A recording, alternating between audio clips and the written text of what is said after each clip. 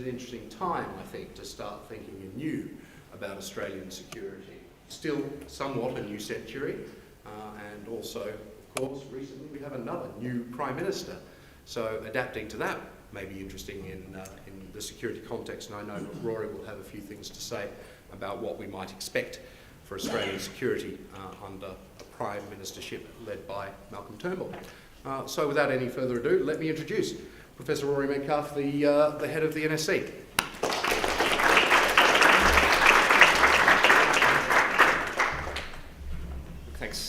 Thanks very much, Matt.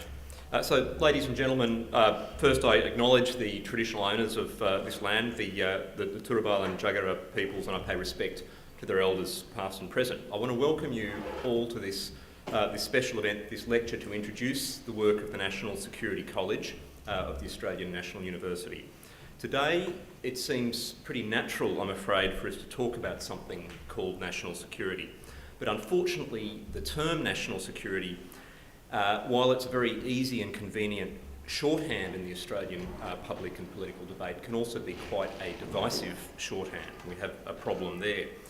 Typically, the proponents of the term tend to invoke it to privilege a range of issues, from the prevention of illegal migration right through to countering terrorism, building warships, usually in Adelaide, and explaining the purpose of military operations overseas. In this view, from this point of view, national security requires extraordinary measures: a high degree of secrecy, the exercise of executive power, strong funding, and an acceptance of risk and burden in the name of the greater good. The term's critics, on the other hand, also find it a pretty convenient and multi-purpose formulation. Too often, they deploy it to deplore it, to dismiss or demonise the policy measures enacted in its name. So typically, the critics of a national security approach will use this term as a catch-all for all the policies and all the decisions that they say should be rejected as needless, as an affront to civil liberties, to humanitarian goals, and the rights and the needs of the many to enjoy untroubled lives. The critics portray national security as a political imperative that is the opposite of democracy, of liberty, and of compassion. This is a shame, because security is the first duty of government. It may depend how you define security, but something about the security of the state, the society, the nation is very much tied up with the origins of government in the first place. And security, including securely managed borders, is essential for a nation before it can confidently and credibly really take action to help others. Now, on balance, it's safe to assume that national security is popular, and even if we've seen a change in Prime Ministership recently, it's also notable that the very first briefing the new Prime Minister took was from ASIO.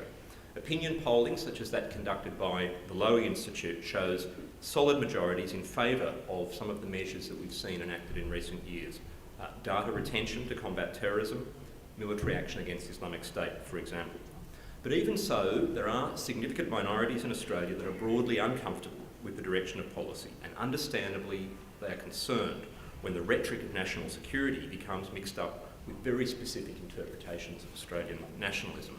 So clearly, as a nation, we have a problem. We have parallel monologues on security instead of what we really need, which is a national conversation.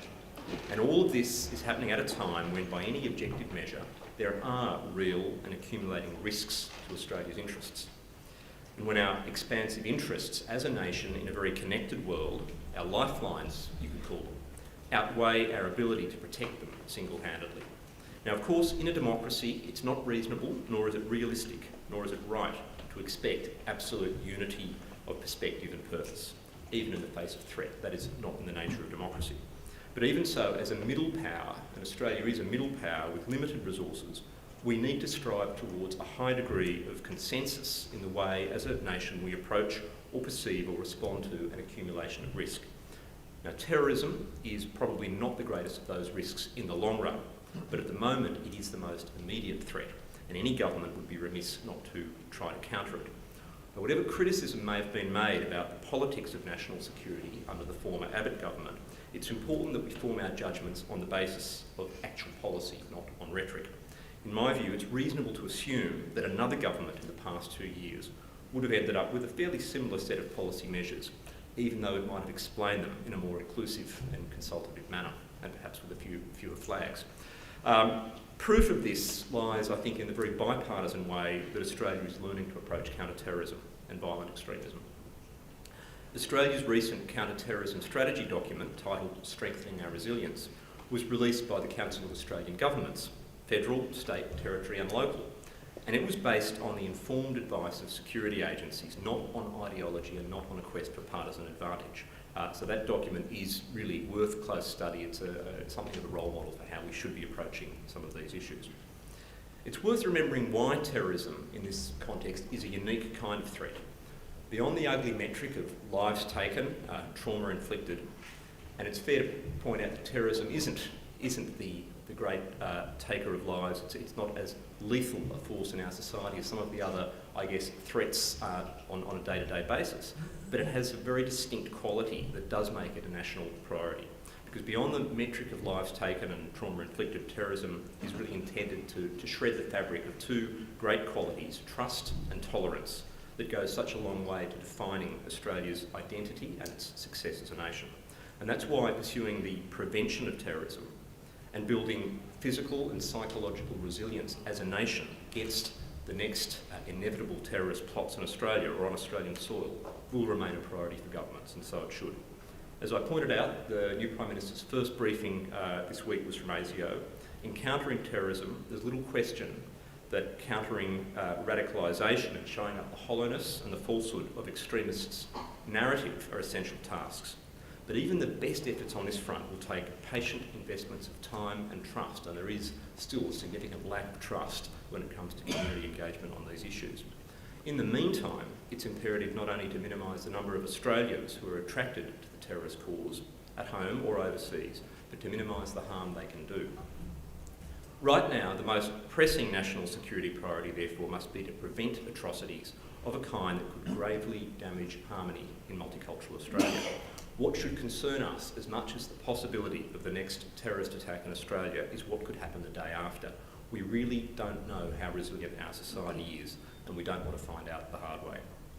So the question becomes, how do we maximise the security community's chances, the chances of the security agencies, to succeed in preventing terrorist violence without neutralising our long-term capacity as a nation to demonstrate through our own values the falsehoods of terrorist propaganda? Now, in all of this, it's fine to criticise counter-terrorism in the name of democratic freedoms, but to do so, I think it's incumbent on the critics to do two things. One is to offer their own best ideas on how to reduce the chances of a terrorist attack. And secondly, to acknowledge a willingness to risk those attacks and their impact on the very qualities of tolerance and trust that I think we all cherish. There's also a wider landscape of risk and response that I want to touch on briefly here today that must define Australian security in the years and decades ahead, beyond terrorism. I'll offer a very brief survey of that security environment and then return to some questions on how we can manage and moderate the impact of these risks, and I'll welcome a discussion, a Q&A shortly on this. This endeavour, this encouragement of a national conversation is very much in line with the work of the college, the National Security College, which I've been very privileged to lead since the beginning of this year. Normally, the college does not get an enormous amount of press, which is fine because most of our work occurs behind the scenes. Since we were established under the Rudd government, we have trained large numbers of personnel in the Australian national security community, including civilian officials, defence personnel and police, both federal and state, including from this state. We do this through short courses that encourage fresh thinking about today's and tomorrow's challenges and building a cooperative whole-of-government approach to managing them. We also have a strong and growing academic program, and a few of my colleagues from the academic program are here today, which is aimed at equipping a new generation of thinkers, of scholars, masters and PhD students, to really think critically and in depth about these issues. This is about the college preparing people for careers as policymakers or practitioners in the security community, or as the informed watchers that the security community no doubt needs. And we're becoming known in all of this also as a trusted broker for dialogue and policy engagement. For example, this year the college has convened consultations between the government and the business community on cyber security and consultations with independent experts about the future operating environment for the Australian Defence Force. All of this is consistent, in my view, with the nation-building ethos that inspired the foundation of our university. My own commitment to the college, however, as a national institution, and that's why it's very important that we get out of Canberra as much as we can, and as a partnership between the university and the Commonwealth Government, is that we will foster effective, innovative and inclusive approaches to national security. And this means ensuring that the Australian national security community, the departments and agencies, remain informed, connected and responsive in a very fast-changing world. To help in that mission, we're expanding our engagement with business and with the wider Australian community, and that's one reason why we're here in Brisbane today. An essential step in thinking about security is to have a very clear sense of what it is we're seeking to protect. To repeat, security is the first duty of government, but the big question is the security of what? The answer has changed before, and it will no doubt change again. There's a very rich debate about precisely what are the national interests, what are the national values that require protection and advancement in the name of security.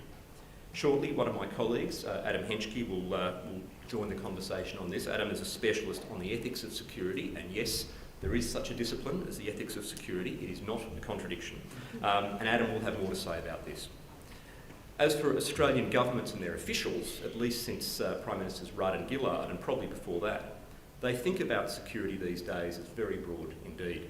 This is not, in my view, some kind of indiscriminate securitisation, as some colleagues would call it, of every single issue imaginable, simply to justify spending or secrecy or special measures. Yes, as I've said, a few fewer flags around the place probably wouldn't hurt if the aim is creating a more inclusive national conversation around security. But accepting a broad and encompassing way of thinking about security is not about marginalising other issues or unduly alarming us all for purely political reasons. Instead, I think it's fair to say that in a connected world, most of the population has come to expect that government will do more to handle the complexities and uncertainties that confront us.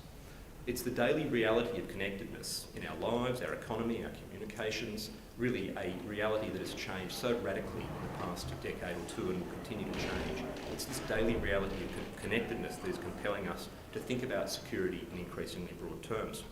So national security is no longer the simple formula of last century when it was about protecting sovereignty from foreign attack or subversion. It's now about a lot more than protecting the territory of Australia or even individual Australian lives.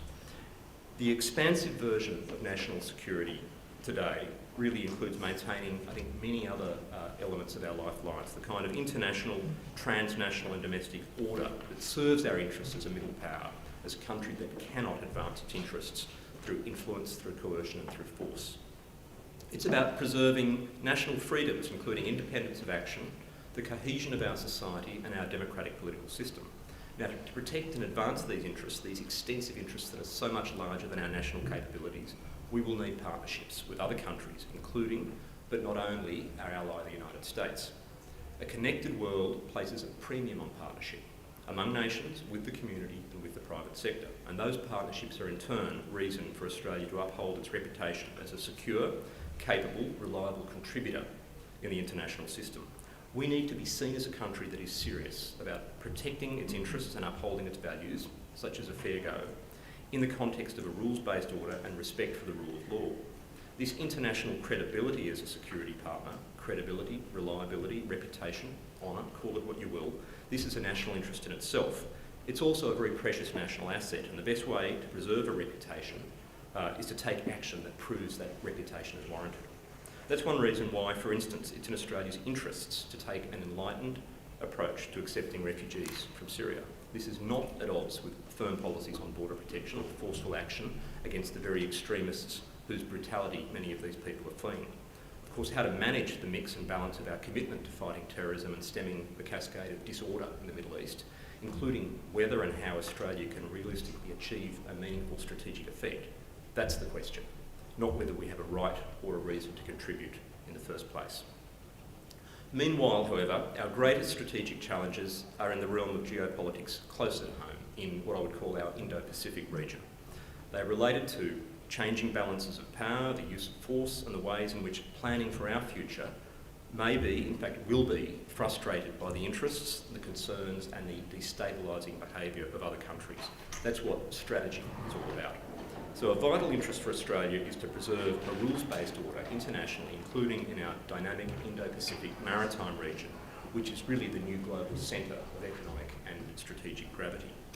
This, in my view, is the very order that is being eroded by the uncertainties around China's growing power, its military power, its power more generally, and patterns of behaviour, of affronting, acquisitive behaviour in the global maritime and cyber commons. That behaviour is something that should seriously concern our business community and the wider public, and not only our professional security caste in Canberra. This issue relates not only to the manufacture of militarised islands in the disputed South China Sea, or very much in the headlines, the displays of power intended to shake confidence in the system of US alliances on which the regional order has relied. The problem also relates to the widely reported theft of information from business and governments in many countries. This has reportedly occurred on a massive scale in the United States. There is every reason to assume that we face this risk in Australia as well. So a critical question for us, for Australia as a nation, is whether we should continue to quietly accept the erosion of the conditions underlying our security and freedom of action, or if we need to call out the concerning aspects of Chinese actions beyond China's borders. Why will later be any better than sooner? And what are we prepared to do beyond words? Another question is whether our efforts to build a deeper and durable economic and political relationship with China, with all of its own internal uncertainties, whether this should be offset, or indeed more than offset, by our efforts to diversify our strategic and economic equities in Asia and globally. Australia has every reason, in my view, to take the initiative in building new coalitions of powers to uphold a rules-based order of the region. Alongside the US alliance, we are right to be strengthening our security ties with the likes of India, Japan and Singapore, and to be looking for every opportunity to do so with Indonesia, mindful that now is a very difficult time to be doing that. This is not about containment, to use the word that's so often used by Chinese commentators to criticise this idea as if it's offensive, as if the idea of other countries talking with and cooperating with one another is somehow offensive. Instead, it's about the perfectly normal behaviour, the perfectly normal strategic behaviour of balancing. It's about hedging against adverse future contingencies, however unlikely they may seem. And interestingly, whatever media speculation there may be right now about our new Prime Minister's views on China, hedging is a strategy he previously and publicly has endorsed. Hedging does not mean positioning ourselves halfway between China and the United States. It means guarding against bad possibilities. For example, the possibility that a powerful China may use its power in ways contrary to our interests, or that stumbles in China's rise bring their own risks and uncertainties. Containment is entirely the wrong word for this prudent balancing strategy. Containment is a word misappropriated, if I can say, from the Cold War, when the US and its allies did seek to weaken the Soviet Union, including by hurting it economically. Now, Australia and its partners are hardly seeking to contain or weaken China economically, where I think the free trade agreement is a case in point there. We are connected with China economically and through our society, and we're trying to build better security understandings with Beijing, and all of those things are right. But we should have balance and options in our strategic settings. In a complex, uncertain, deeply connected world that is vulnerable to shocks now that can cascade rapidly across borders, our national watchwords need to be resilience, adaptability and diversification. Indeed, these same principles can and should be applied to our future defence planning, which is, in my view, one reason why paying multi-billion-dollar premiums to build warships and submarines in Australia could well prove to be a misplaced priority in national security terms. Simply put, building them in Australia will cost many billions of dollars more than building them elsewhere. That money could be put to other purposes that would be good for national security, but also for national well-being more broadly. For instance, it could go a long way towards investing in new defence capabilities and technologies, in space, in cyber, unmanned autonomous systems, putting ourselves at the winning edge of the disruptive change that we've been warned about. Or some of that money could go towards building national resilience, competitiveness and well-being in ways that would contribute to security as a side effect to other priorities, such as investment in education and infrastructure. But instead we're seeing the wrong kind of bipartisanship on this issue. By all means, our future Navy ships and submarines should be fully sustained in Australia, and that itself will generate jobs. But national security and the national interest do not seem to be the paramount considerations in the debate right now. Either way, Australia needs to be braced for strategic shocks in our region, and as a nation we can't hide when they occur. Geopolitics, like it or not, is back, as my colleague Matt Sussex will have more to say about shortly. And this is not just about the rise of China, I should add, it's also about the attitudes and actions of other powers too, including Russia, India and Japan. Now, of course, the idea that there'll be some kind of strategic breakdown in Asia and that we might even find ourselves one day in a confrontation with our largest trading partner, these are deeply uncomfortable thoughts for many Australians. We'd rather not think about them. What we cannot avoid thinking about on a daily basis, though, is domestic security, to go back to where I began. A vital interest for us is to preserve the trust and the tolerance that underpin our multicultural society, the very cohesion that is threatened by those who would spread fear and cruelty in the name of Islamic State. In such a way, Australia is becoming more like our Asian neighbours, treating the prevention of domestic disturbance and communal strife as a security priority of the highest order. This is an established problem, for instance, in India, in Indonesia, in Singapore. I'm afraid it's a new normal for us. We have to think of it as a new normal. Another interest Australia has become accustomed to upholding is stability in our neighbourhood, the South Pacific, which of course is pretty close to this part of Australia. A region, I should say, the South Pacific, a region with disturbing trends in governance, in human development, in environmental pressure, and in crime. The relative success of Australian interventions in the region previously, in East Timor, in Bougainville, and the Solomon Islands, has unfortunately created a burden of expectation that we will always be the security provider of last, perhaps even first resort, whatever our other problems, internationally or indeed at home. This is an expectation that unfortunately we will need to carefully manage in the years ahead, including, for instance, as the future of Bougainville is potentially reopened around an independence referendum. Some other major concerns are also becoming connected with national security. Prominent among these, the preservation of the conditions for our prosperity, such as the security of our energy supply lines, the protection of our critical infrastructure. As I've said at the beginning, Australian security is now deeply entwined with our lifelines, flows of trade, investment, information and people to and from the rest of the world. No island is an island anymore. Yet there seems an alarming lack of awareness in our community about our profound and growing dependence on cyberspace, not only for information and communication, but also to sustain our material well-being. My colleague Adam Henschke will have more to say about cybersecurity shortly, but just suffice to say that the internet is now the internet of things, and pretty soon it will be the internet of everything. Yet this dependence of our real economy, our real society, our real polity on the digital economy is yet to translate into a concerted national effort, including coordination among the private sector, state governments and the Commonwealth to protect this absolutely critical interest. Our future well-being, including our economic competitiveness, will rest on ensuring a national cybersecurity edge.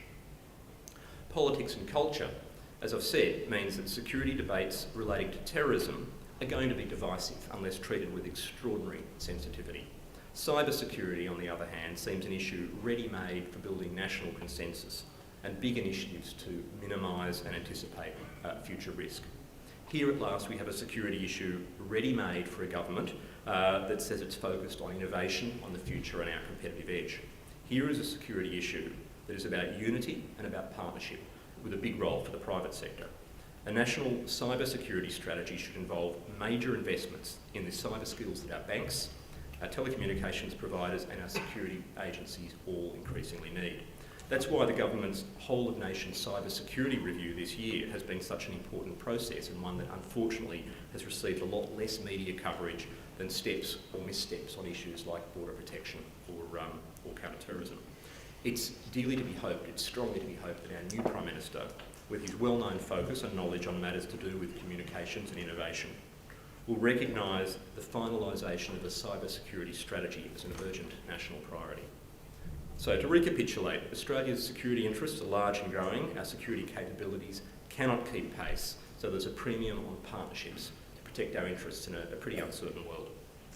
Those partnerships need to be with other nations, with the private sector, and right across the spectrum of the Australian community.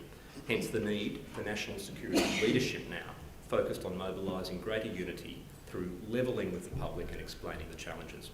As a nation, we need a capacity constantly to be refreshing and improving our thinking on how global trends are intersecting with our interests. Those trends, and I don't have time to go into them all today, but those trends include such diverse yet interacting phenomena as disruptive technology, social media, demographic change, resurgent nationalism, religious identity, energy demand, resource pressures, environmental degradation and climate change. And yes, the effects of climate change are a national security issue. The most innovative thinking on these issues will not come from government or intelligence agencies alone. The shape of the future is very much a mystery. It's not a secret. It can be crafted or stolen or protected. So an institution like the National Security College, which is at the crossroads of academia, of the public debate and policy, is, I think, very well placed to convene the creative and inclusive conversations about strategic foresight that Australia needs. And I'm delighted you're here to join part of that conversation today. The challenge for us will be to identify emerging risks and the new patterns of cooperation we will need to address them. So now is the time for a new and inclusive approach to thinking about Australia's security. Thank you very much.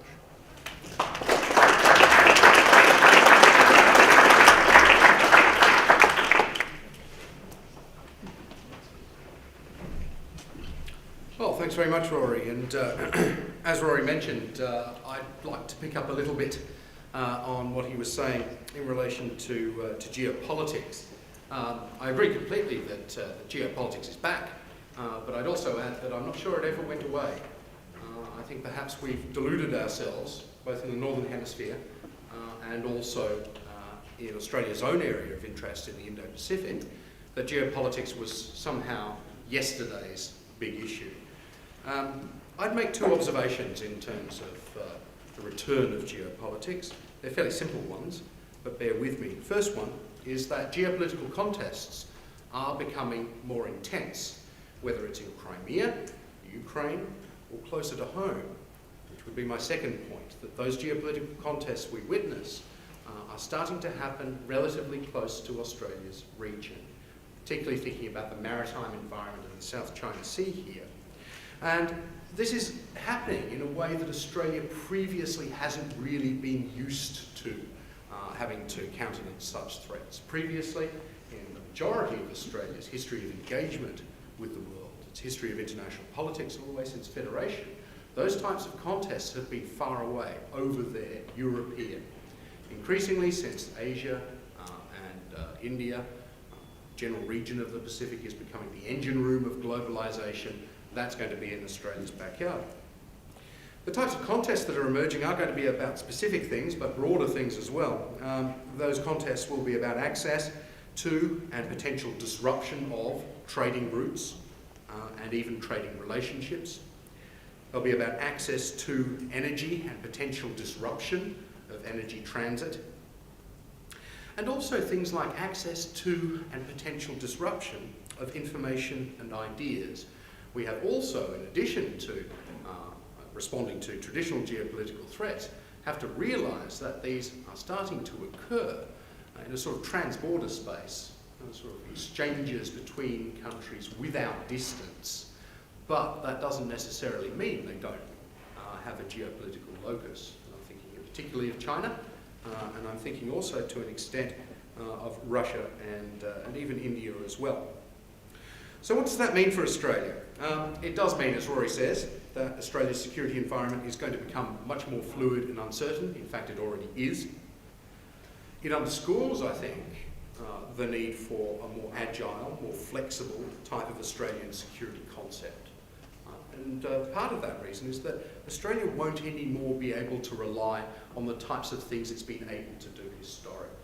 Historically, we've thought of ourselves as a very lucky country. It's been one of the major slogans to describe Australia. We can't rely on luck anymore. We also can't rely on being a sort of geostrategic backwater, removed from the rest of the world. So we can't rely on being lonely. I think to hedge effectively, and Rory mentioned hedging quite strongly, to hedge effectively rather than hiding, Australia's going to have to navigate a security terrain where it cannot be assured anymore that the values it espouses, and those values might include democratic individualism, a fair go, mateship, whatever you like, rule of law, even the market, can't necessarily be assured that those things are going to automatically be endorsed, or that they're going to be part of the default normative order forevermore. Those ideas now are also in contestation as a result of this new geopolitics. And to tie this in, I'd like to raise something that our new Prime Minister said a few days ago. He said that sloganeering is insufficient in politics. And that's certainly something I'd endorse in terms of Australia's politicians, who will need to sell their messages to the Australian people much more effectively than in the past. But I think it's also true for Australia, the nation, which will have to lay out its argument, lay out its case for a certain type of response to an issue much better than, and much more convincingly than it has sometimes in the past. And I think that's going to be the case whether it's issues like human rights, just as much as cybersecurity, countering violent extremism, or even great power competition. And under those circumstances, in this emerging 21st century geopolitics in the Indo-Pacific, our responses to the types of challenges we face has to be flexible, has to be adaptable, ultimately has to seek to persuade others, and at the same time it has to be resilient and it has to be robust. That's a challenging job, a very challenging job for national security specialists. And this is what we try and do at the NSC. But it's not something I think we can do alone. We do need help on this. And to an extent, we need your help. We need not just to engage with the community, to hear the community's views, but we also need to bring those members of the community who want to come on the journey with us in terms of being able to train the next generation of thoughtful, the next generation of people with highly refreshing ideas in national security policy. And I hope that at least some of you will consider taking that journey with us. Thanks very much.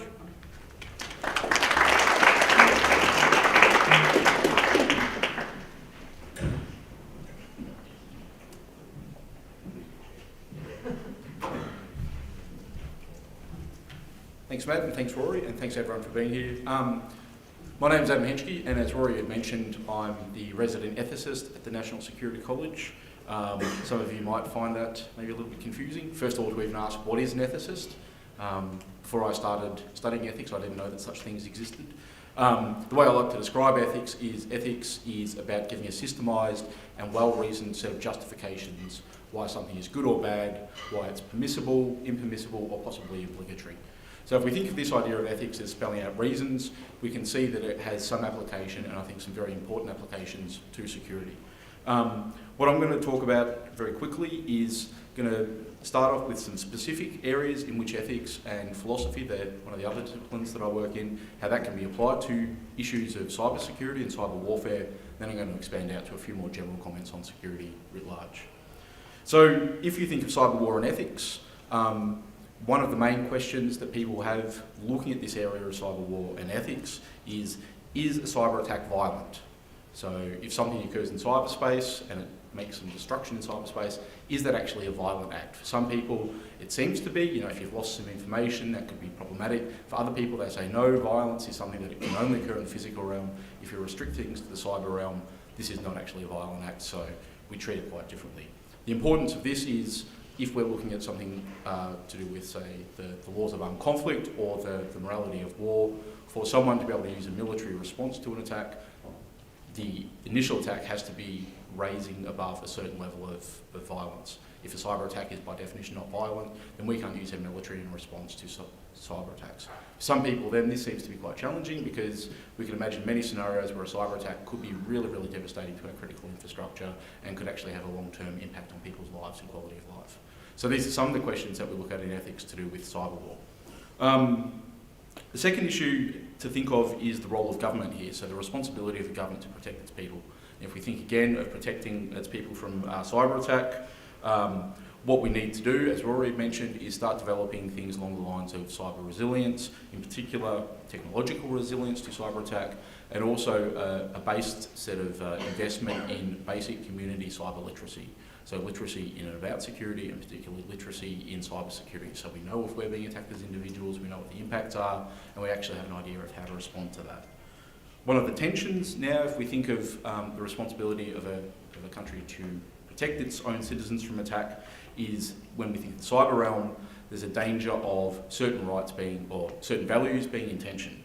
So if we think of privacy, privacy is obviously a big value that a country like Australia and a community takes very seriously. If the government is going to be protecting against cyber attack, it might have to override individuals' privacy.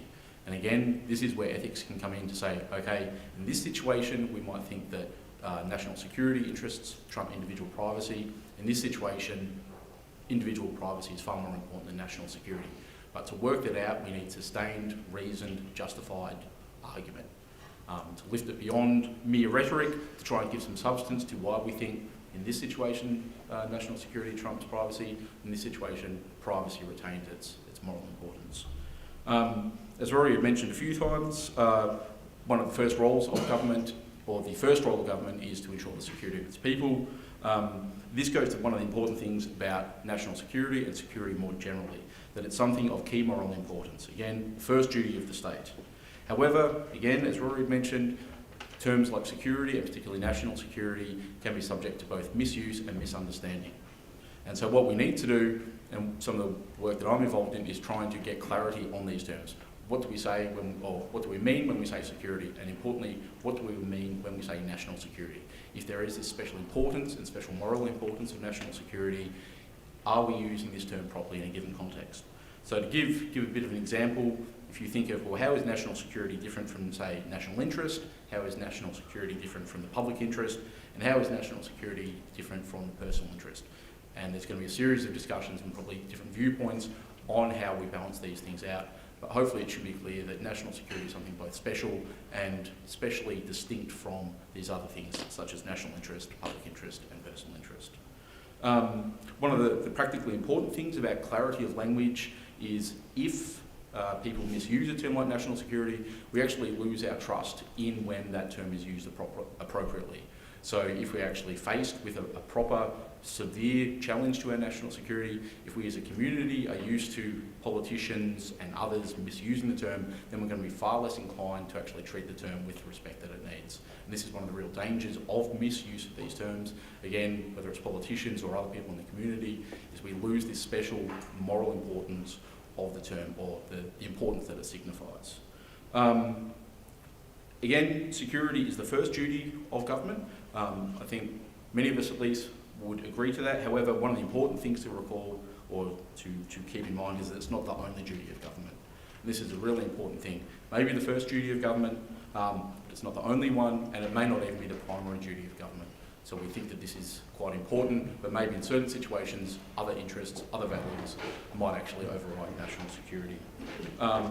To give an example, I might be willing to sacrifice my individual rights for national security. So if I'm going to an airport or something like that, I'm happy to be frisked or have someone scan my bags.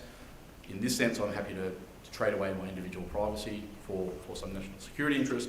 But often, when I talk about sacrificing my personal rights for national security, I'm often overlooking the fact that it's not me who bears the cost of those trading away those rights. And with regard to current debates in the community, often it's vulnerable members of the community or minority groups who actually bear the costs of me saying, look, national security is important, I'm willing to sacrifice my interest in national security, but it's often someone else who bears that cost. And the burden of security here is actually borne by others. So one of the things that ethics can do is a sustained and reasoned conversation around issues of national security and tensions with other values is to try and look at, okay, if in this instance, am I the one who's actually trading away my rights, or am I actually causing someone else to lose their rights? And if so, is it justified for me to make decisions on their behalf? One of the dangers, to close off, one of the dangers of misuse of these terms is that it can actually undermine the values of our community and can tear at the fabric of our society. So again, if we misuse these terms, it can actually cause a whole bunch of problems for people within the community. So we need to be really careful about how we use these terms, when we use these terms, and particularly why we're using them. Thanks.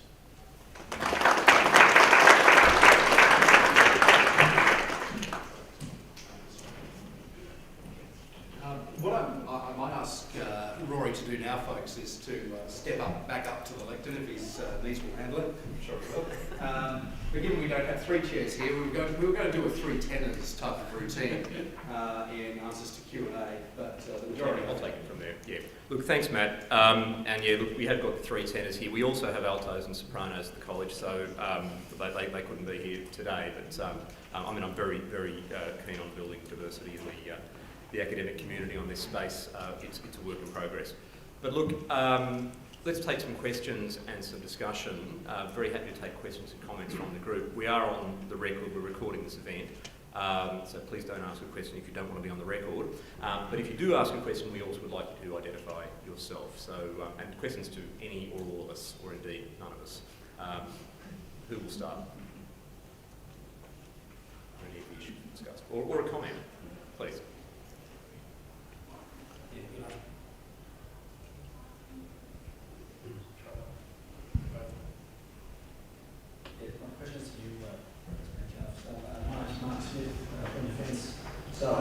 spoke about the parallel monologues, and we're going to talk about one of those monologues in particular. So, successive defence white papers, it seems to be reiteration of the status quo.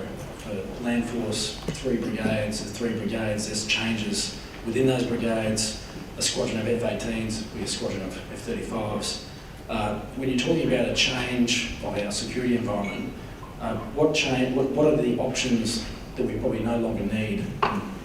The corollary to that is, what do we need in the future, potentially in a defence white paper, perhaps not this year, but in future white papers? Thanks. Very fair question. I probably will disappoint you a little in my answer, and I don't know if colleagues will add to this, but because I'm involved in the advisory panel for the white paper, I probably can't say as much on this as I'd like at this present. I will say more further on. Just a general principle, I do think we have to be very careful against this principle of replacing like with like.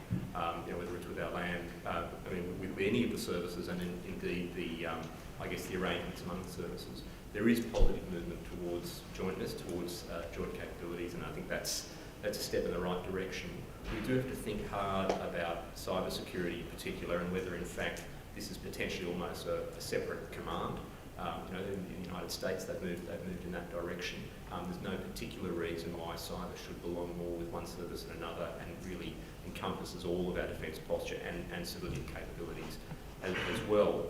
And I think the main point I'd make is that we need to create a kind of a buffer, or build a bit of flexibility into the system, because one thing we know for sure is that there will be rapid technological change in the next few decades. We don't want to be investing in a 21st century Maginot Line in one capability that we're putting all of our hopes in, only to find that some disruptive technological change or political change makes that a bit of a waste. So we actually need to prepare more for investment in future capabilities, which I've mentioned, I think space, cyber, and unmanned systems as well. And I know and we had a time, I'm sure Adam would engage with me and others in a detailed debate about the ethics of drones, but for example, Australia is in many ways very well suited to unmanned technologies. We've got the geography, we've got the education base, we've got the technological base.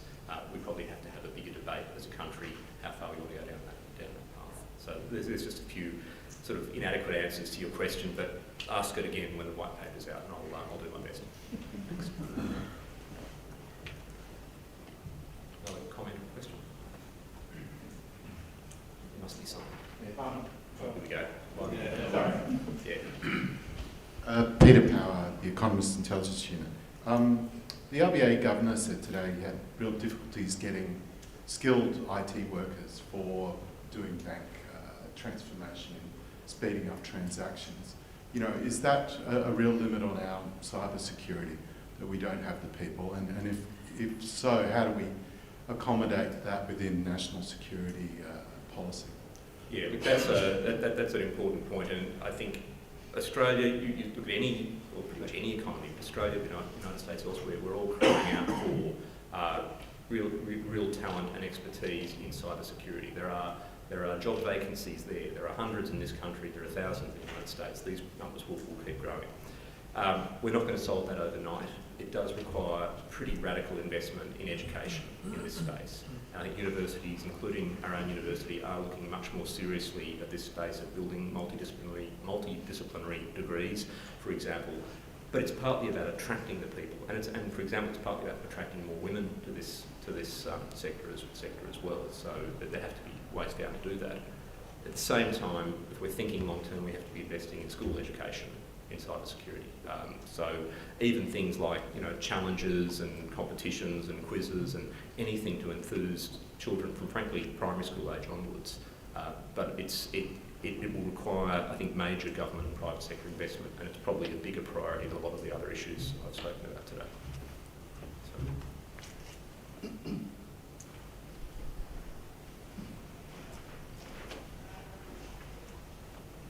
Yeah, g'day, Ben Gallagher from Defence. One of the questions I'd like to get an understanding on some of the contemporary thinking surrounding global warming.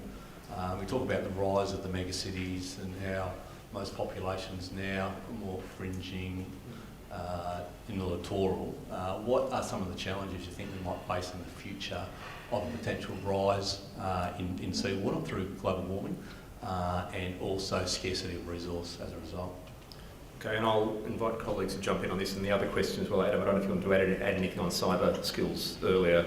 We'll come to you in just a second. But So just with the cyber skills thing, one of the things that kind of shocked and surprised me when looking at cyber security was the fact that you can't protect against every single attack. Like, you know, there's always going to be some weakness, there's always going to be some way of getting in.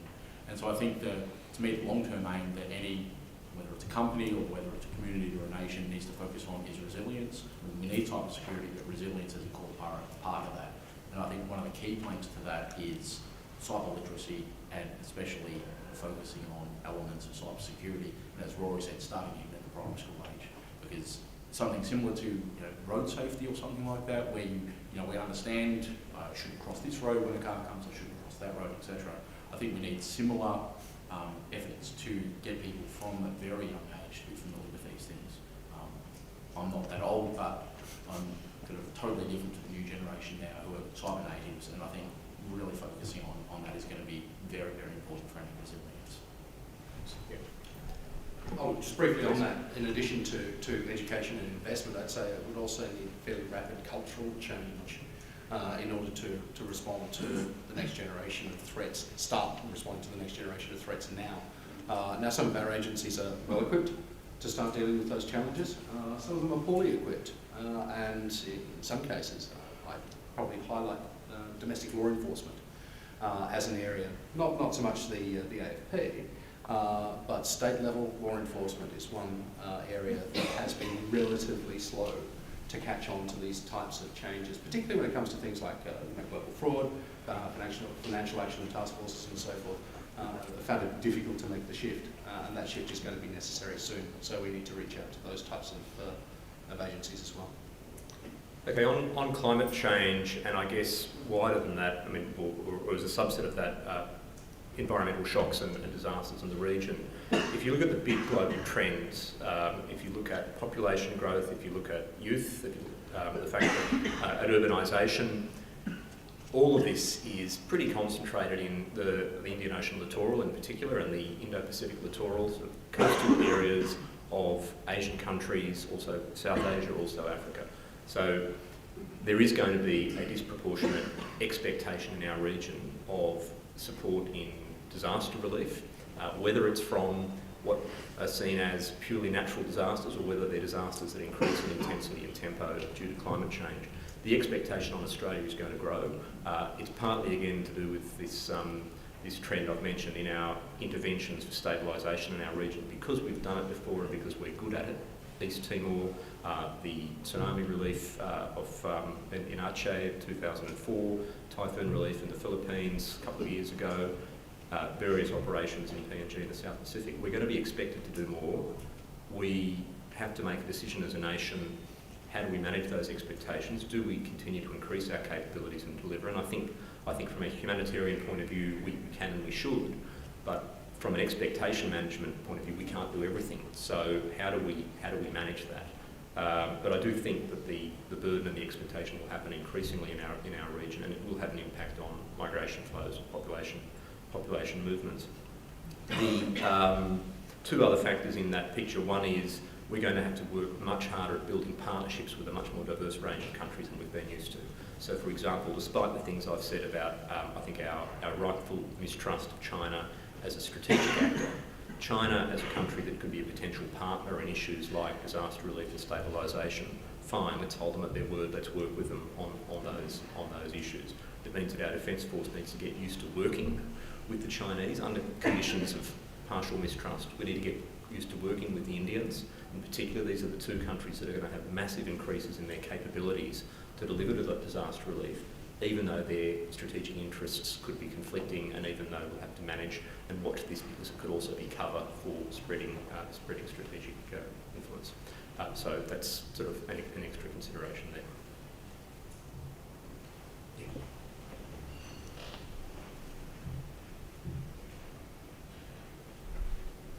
Oh, and just to add also, we're going to need, I think, particular humility in our diplomacy on these issues.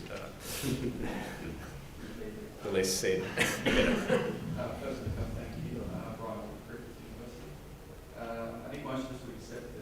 US relative decline in the region is obviously a growing issue. Relative, we'll see, come on. I just wonder if you could comment, there's been very little sort of mention of the Japanese here. We know they're going through the normalisation process. There's a lot happening in Japan. I just wonder if you could comment on this concept of cross-bracing and obviously norms, institutions and all the things you've mentioned. So cross-bracing, yeah. Yeah. Okay. I know what you mean, but I might explain it. Yep. All right. Look, Matt, you may have a view on this as well. I'll start with a few words, and then sort of great power relations is your thing. Firstly, I'd be pretty careful about the way we look at American decline. I mean, I think if we tend to underestimate a lot of the internal fragilities in China. We see Chinese military spending grow, 10% or more a year, faster than their economy is growing, probably a lot faster than their economy is growing. We see grand parades with missiles being sort of shown on the streets now. We see that extraordinary confidence. If you have a military that is that vast and that modern and that capable, you have to maintain that kind of spending in order to sustain that, or it could be hollowed out very quickly. So I think increasingly, I think a lot of the risks around Chinese power are going to be worse in the next 10 to 20 years than beyond the next 10 to 20 years. We have to get through the next 10 to 20 years without miscalculation, and that's one reason why I think as a nation we shouldn't be showing any more respect for the Chinese system than the Chinese people show themselves. So I think this is a long game. I think the United States, despite its recent humbling in many ways, and probably its proper sort of navel gazing, if you like, its reflection on whether in fact it should be as engaged in the world as it has been, has every potential to have a resurgence, to bounce back as a major strategic force in the region. Its demographics, its economic structure, its potential energy independence make it all much more resilient potentially than China. So the question of America's role in our region will become very much one of political will. And yes, part of perhaps the biggest problem there is going to be dysfunction in the American political system. But it won't be about capability, it will be about political will. So I do think these are all good reasons for countries in this region that want a rules-based order, that see the positive side of the overwhelmingly positive side, in my view, of American engagement in the region, and that want to keep that.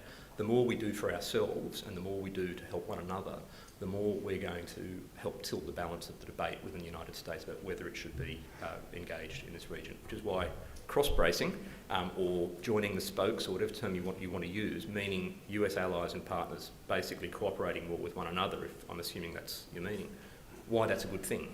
Why we should be building a closer security relationship with Japan, with Singapore, with South Korea, with the Philippines, with India, with Vietnam, with a whole range of countries. And with China, where we can have a bedrock of trust, but I don't think we have that as fundamentally as our diplomats would like to tell us. On Japan's normalisation and the cross-bracing, I don't share a lot of the concerns that Japan's normalisation as a military power is a bad thing or a threatening thing or a destabilising thing. It's in fact Japan in many ways stepping up to have capabilities in line with its interests. I mean, real right-wing militarism and ultranationalism in Japan is, in any broad sense of the word, a thing of the past. But we need to manage this carefully, and I do think clearly the former PM's comments on a few of these issues didn't have the popular appeal that they perhaps could have if they'd been put more sensitively. Yeah, just to add on Japan, that I suppose the counterpoint to this is that Japan should not normalise given the amount of animus between Japan and China, and it would just feed normatively into that dynamic. Like Rory, I don't think Japanese normalisation is a bad thing at all, but I'd speak in defence of the making of Japanese foreign and security policy. It's been very hard to be a Japanese security policy maker since the 1970s. Damned if you do and damned if you don't. You have a Pacific constitution and you invest in the region, you go for economic diplomacy, in which case you're called an economic imperialist through ODA. You normalise your foreign and security policy agenda after the United States has been begging you to do so for a very long time and shift away from checkbook diplomacy. And that again prompts more criticism. So I tend to think that we need to step away a little bit from the rhetorical dimension in which some of these arguments are played out and look far more at the fundamental question of, does Japanese normalisation really change the balance? Does it change the order in the Asia-Pacific or Indo-Pacific more broadly? I'd suggest it doesn't. And under those circumstances, some degree of cross-bracing is a very, very good thing for Australia to do. We had the trilateral security dialogue a while ago. We then sort of talked about ANZUS to JANZUS a little bit.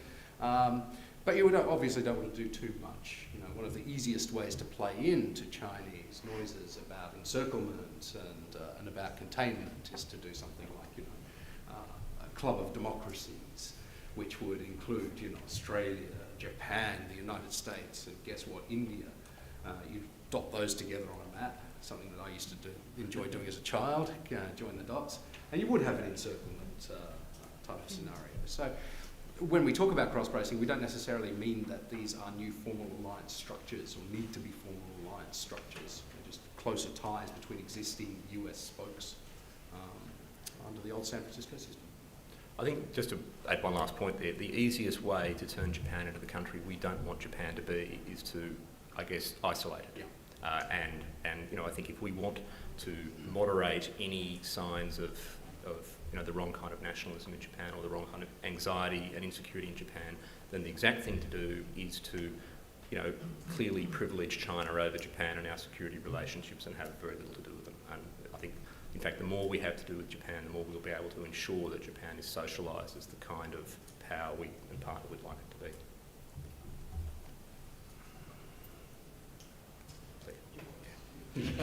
Okay, one in the middle here as well. G'day, my name's Patrick Batchberg. Question refers to the National Cyber Security Review and the interaction with the private sector. Given that there's quite a push for offshoring resources to fill the skills gap in technology and use of cloud infrastructure offshore, how far do you think the government should go or could go to influence the private sector to maintain national security? Well, I mean, the simple answer is that I suspect the private sector there are parts of the private sector that are willing to very seriously invest in Australia as a cyber security hub. And if you look around the world, some of the countries that have done very well in this regard, you know, often smaller countries, Israel, Singapore, Finland, as well as the UK and the US. But the private sector will want to see government putting money there at the same time. And of course, I think I suspect that's the kind of conversation we'll see play out during the cyber security review. But I think government would be well advised to invest pretty seriously in that space. And in fact, I'd have to say that developing cyber infrastructure in this cyber security infrastructure in this country is a hell of a lot more important to national security than building submarines in this country. Please here. Yeah. And we'll develop skills that we can export. Sarah, I work for a refugee settlement organisation here in Queensland called MDA.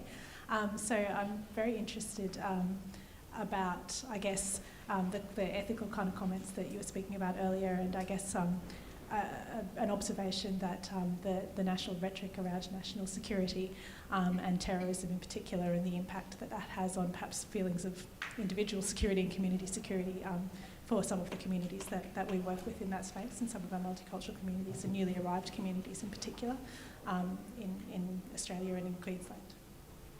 Well, I mean, as a comment, I completely endorse that. In response to it, do you want to say something there, Adam, and I'll jump in? I'm interested in what you think we can be doing to improve that situation.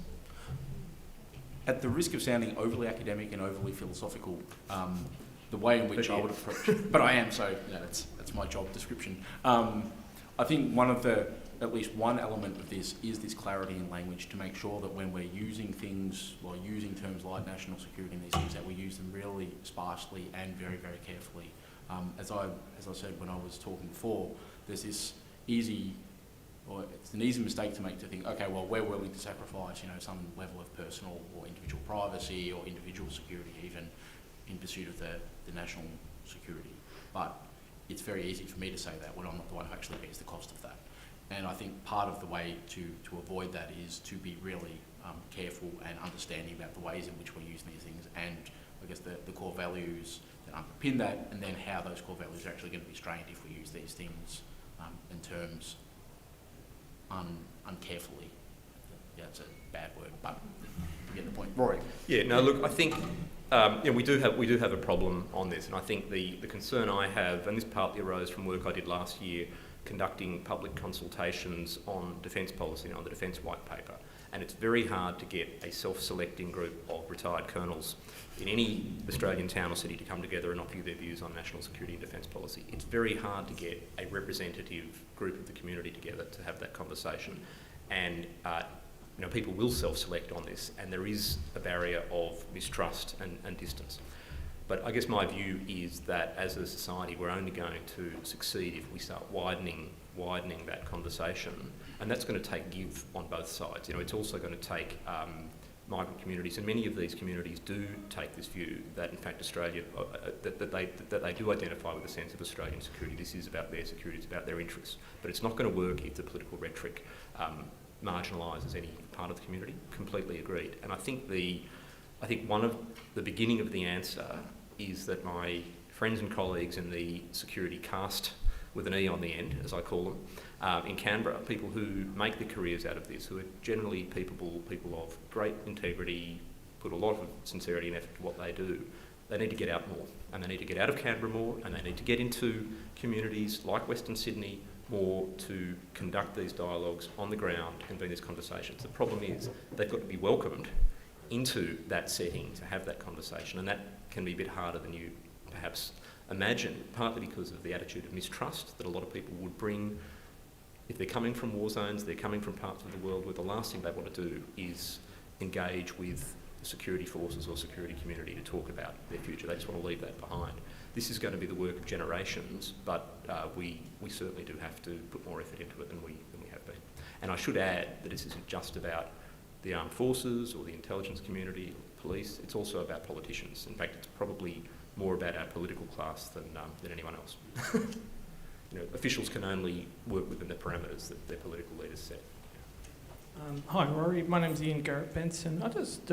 Earlier you alluded to the interlinkages between economic, banking, financial systems, and some of the effects also around cyber issues, around cyber security. And the opportunities for easier financial flows and the opportunities for networks to do bad things. There's obviously money laundering, crime networks, terrorism networks being supported overseas.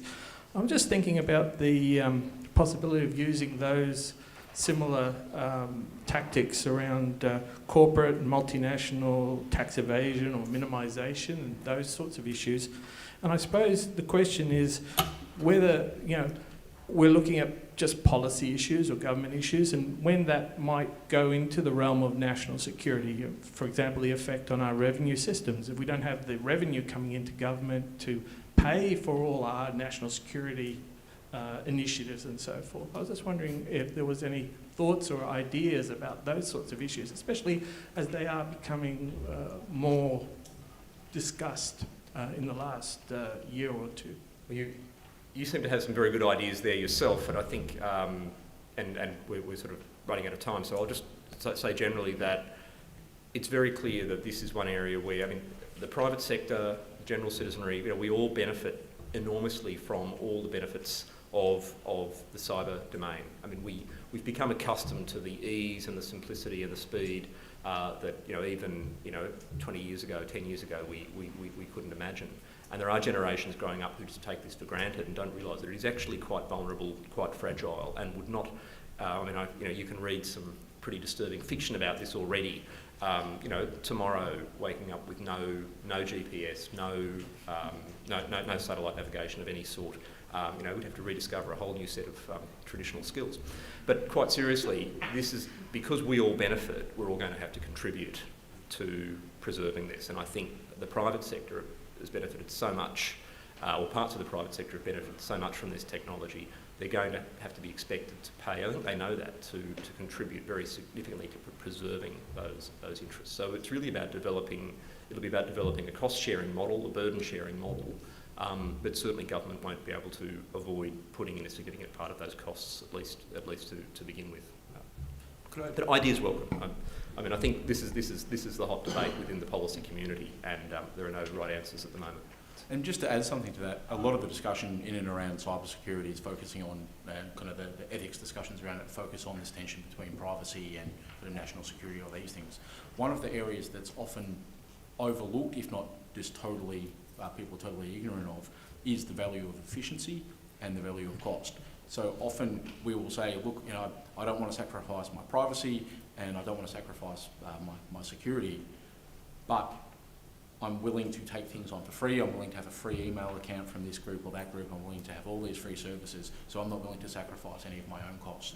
And similarly with efficiency, if we think of how annoying it is to change your password every month or 3 months or whatever your job might require, that's an annoyance, but it's a security measure. So as a little piece of evidence of we might be looking, or to look only at these security issues as a tension between, say, privacy and security, we're overlooking some of the other key values. And I think efficiency is one of them, and the cost that we must be willing to bear ourselves is actually something that we should be taking into account. And often that might be economic cost or time or these sorts of things, but we can't have all of these things all at once because it just doesn't work.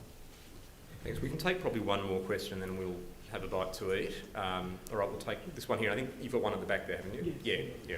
We'll go there first. Do you want to take two at the same time? Yeah. It's on. My name is Walid, and I'm a student. I'm studying government and international relations. And you talked about the privacy, and I'm just wondering, we are giving away our privacy, and there's so many issues, and how productive it is. Does it really work? Is there any successful story from that, just stopping anyone going to join ISIS or doing anything wrong to our society? Look, I think the very simple answer is, and Adam, I know you're at the bit there. Why don't you go first, and then I'll give you my very simple answer afterwards. From what I've seen, a lot of studies internationally have said that, say, like the metadata retention that's been attempted in various European countries and the US, if I understand it correctly, the assessments have been that it hasn't been actually that effective and useful. But there's one of the strange things about the security realm is you can be defeated by your own success in terms of if we stop stuff and prevent things from happening, then there's no evidence that it could happen because we've actually stopped it from happening. So this is one of the really weird kind of essential tensions of the security space. By stopping things from happening, then it doesn't happen, so people say, yeah, but nothing's happening. But if you do things, or if you allow things to happen, then people say, why did you allow that to happen? It's like, well, we need evidence to prove that it was going to happen. So it can be really hard to get measures on effectiveness in this realm.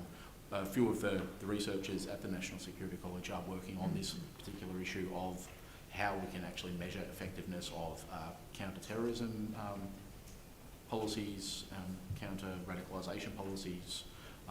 So it's a very hard area, but really important, because if there's no effective outcome from this stuff, then it might be an absolute waste of money, or it might be an unjustified violation of people's freedoms. But it's going to be really hard to know, because by its nature, the evidence isn't going to be there if it's successful. Two things. One is, and I was going to pick up on Adam's point as well, the problem with a lot of the national security realm and the work that particularly ASIO and the AFP do to prevent terrorism is that it's very easy to measure failure, but it's very hard to measure success. One figure that again was used early in this year in I think justifying some of the counter-terrorism measures that were taken was a figure that was information provided by ASIO to the government, and this is, I would distinguish this from political rhetoric. This was an operational figure that ASIO decided to release publicly, that there were 400 active counter-terrorism investigations in Australia. Now, if there are 400 investigations and they're only the ones that we know about, or that the intelligence community knows about, how many of those does it take to fail in order to have a major terrorist attack that would do the kind of damage to social harmony that none of us wants to see? We know from a number of court cases over the past decade there have been several seriously plotted mass casualty attacks in Australia that haven't come to pass because of intervention and because ultimately of prosecution. It's harder when it comes to so-called lone actors, or I think lone wolves is not a term particularly liked anymore, because in fact even people who self-radicalise usually have some kind of external stimulus to that. But I do think that the model that seems to be developing to trying to minimise the risks from individuals who are radicalising is there will be a role for security agencies, there will be a role for monitoring online activity, looking for warning signals, if you like, and then based on those warning signals, attempts at community-based intervention, perhaps talking to family or relatives or the community to try to engage with that person and not to punish them, but to persuade them of the dangerous stupidity of going down that path. The problem is it takes just one or two spectacular failures to throw the whole thing into question. So it's a serious business. But thank you. We'll take your question last, and then we're done, I think. Thank you, Rory. My name is Dan Mitchell. I'm an English language teacher. I've just a comment and a question. Powerful countries have research bases on our Australian Antarctic territory, and there is an end date to that treaty. Do we need to increase the security of the claim that we have to the territory and even the strength of our claim? I just leave that. Dan, that's a big question, a big issue, and something we didn't touch on. Now, Matt, apart from being a specialist on Russia, which is, I think, one of the countries that is of interest here, also, I think, has a pretty close handle on the Antarctic issue, not least from being based in Hobart in recent years. So, over to you. Well, this is thank you for your question. This is something that vexes the Antarctic Policy Division down in Hobart, which is, of course, the capital of Australian Antarctica. Do we need to take a more robust role in terms of our territorial claims? I think that the consensus view on this is not yet. And it would securitise the Antarctic in a way that Australia probably doesn't want to have to devote large amounts of resources, committing resources now, and then ultimately have to commit more and more and more as other countries react. And this is not just Russia I'm thinking about, I'm also thinking about France, which has a sizable stake in Antarctica as well. So the preference is to try and make the General Antarctic Treaty System as much of a scientific-based regime, and it's one of the few regimes I think that works extremely well and has a variety of other interlinked regimes flowing off that. One of the things we really don't want to do, I think, is play geopolitics in the Antarctic space. Yes, I wouldn't want us to. I just wondered if some other country did want to maybe not openly sort of start militarizing, what would we do? Resource extraction would be very difficult. I mean, the only reason you would militarize the Antarctic is for resource extraction. You can't run a fleet out of there. Yeah. You can't run, you can't have sizable land forces there. It's not going to be, well, it's very much a hardship post. So the only reason would be for resource extraction. And at the moment, it's just not cost effective. So let's say you are Russia.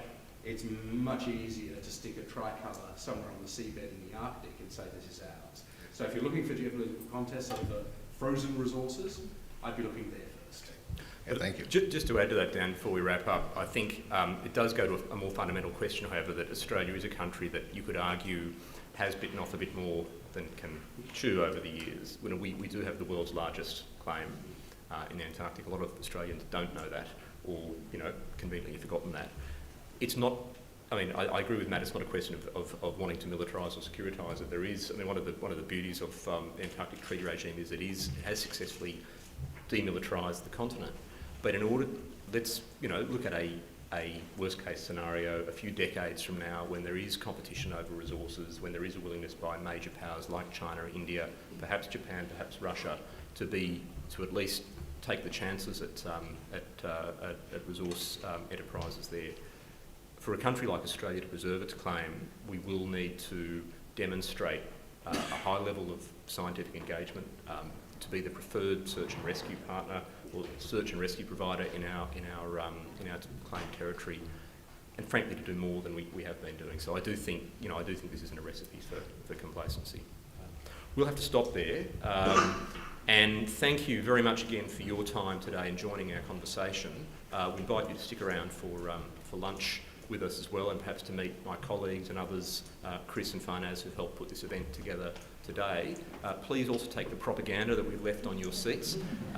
We are interested in raising the profile of the college and attracting more students to be, I think, the trainers that we need to really create the the very deep thinking security community that Australia needs. I want to ask you to thank my colleagues, Adam and Matt, and we'll see you again. Thank you.